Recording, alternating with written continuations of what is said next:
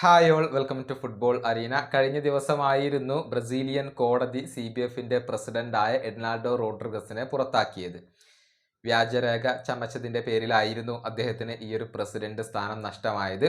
Ednaldo റോഡ്രിഗസിനോട് വലിയ താല്പര്യമൊന്നും Brazilian ആരാധകർക്കുണ്ടായിരുന്നില്ല എന്നുള്ളതാണ് വാസ്തവം. കാരണം അദ്ദേഹത്തിന്റെ ഈ ഒരു കാലയളവിൽ ബ്രസീൽ മോശമാവുകയാണ് ചെയ്തിട്ടുള്ളത്. ഏതായാലും CBFന് പുതിയ ഒരു പ്രസിഡന്റ് അധികം വൈകാതെ തന്നെ വരും. താൽക്കാലികമായിക്കൊണ്ട് ഒരു പ്രസിഡന്റ് അവിടെയുണ്ട്. ഉടൻ തന്നെ ഇലക്ഷൻ നടത്താനുള്ള ഒരുക്കത്തിലാണ് ഇപ്പോൾ CBF ഉള്ളത്. ഇതുമായി ബന്ധപ്പെട്ടുകൊണ്ടുള്ള ചില അപ്ഡേറ്റുകൾ പുറത്തേക്ക് വന്നിട്ടുണ്ട്. ഗ്ലോബോയാണ് ഇത് പുറത്തു വിട്ടിട്ടുള്ളത്. അത് നമുക്കൊന്ന് പരിശോധിക്കേണ്ടതുണ്ട്. ബ്രസീലിയൻ ഇതിഹാസമായ റൊണാൾഡോ നസാരിയോ ഈ ഒരു CBFന്റെ പ്രസിഡന്റ് ആയേക്കും എന്നുള്ള റൂമറുകൾ ഉണ്ടായിരുന്നു. പക്ഷെ അദ്ദേഹം പിൻവാങ്ങുകയാണ് എന്നുള്ളതാണ് വസ്തുത. അതായത് റൊണാൾഡോ CBFന്റെ പ്രസിഡന്റ് സ്ഥാനത്തേക്ക് മത്സരിക്കാൻ തീരുമാനിച്ചിരുന്നു.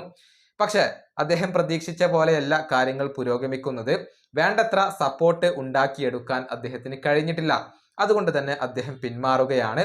CBFന്റെ പ്രസിഡന്റ് ആയിക്കൊണ്ട് റൊണാൾഡോ നസാരിയോ എത്താനുള്ള യാതൊരുവിധ സാധ്യതകളും ഇപ്പോൾ ഇവിടെയില്ല. നിലവിൽ ഏറ്റവും കൂടുതൽ സാധ്യത കൽപ്പിക്കപ്പെടുന്നത് സാമിർ സൗദ് എന്ന വ്യക്തിക്കാണ്. നിലവിൽ റൊമേറ ഫെഡറേഷന്റെ പ്രസിഡന്റ് ആണ് ഇദ്ദേഹം. കേവലം 41 വയസ്സ് മാത്രമാണ് ഇദ്ദേഹത്തിന് ഉള്ളത്. 27 ഫെഡറേഷനുകളിൽ 22 ഫെഡറേഷനുകളും ഇദ്ദേഹത്തിന് ഇപ്പോൾ പിന്തുണ പ്രഖ്യാപിച്ചു കഴിഞ്ഞിട്ടുണ്ട്. ബാക്കിയുള്ള 5 ഫെഡറേഷനുകളും അദ്ദേഹത്തെ പിന്തുണക്കാനുള്ള സാധ്യതകളെ നമുക്ക് തള്ളിക്കളയാൻ കഴിയില്ല. അങ്ങനെ വലിയ ഒരു സപ്പോർട്ടോട് കൂടിയാണ് സാമിർ സൗദ് എന്ന വ്യക്തി ഇപ്പോൾ കടന്നു വരുന്നത്. ചുരുക്കത്തിൽ അദ്ദേഹം തന്നെ CBFന്റെ പ്രസിഡന്റ് ആവാനുള്ള ഒരു സാധ്യതകളാണ് ഇപ്പോൾ തെളിഞ്ഞു കാണുന്നത്.